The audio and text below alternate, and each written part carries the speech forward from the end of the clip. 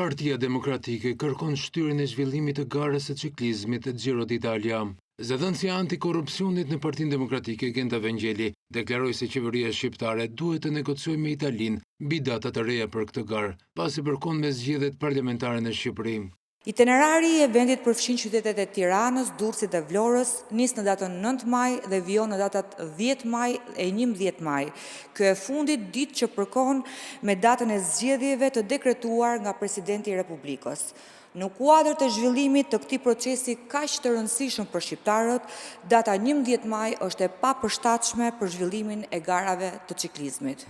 Në këto kushte, Partia Demokratike kërkon negocimin e datave të reja për zhvillimin e këtij eventi, duke qenë se dhe strukturat mbështetëse të këtij eventi, ku përfshihet edhe policia e shtetit, duhet të jenë në gatishmëri të mbarvajtjes së procesit zgjedhor. Vangjeli deklaroi se gara e ciklizmit Giro d'Italia që do të zhvillohet në Shqipëri në maj, i kushton vendit ton 7 milion euro dhe do të mbulohet nga fondi rezerv i buxhetit të shtetit.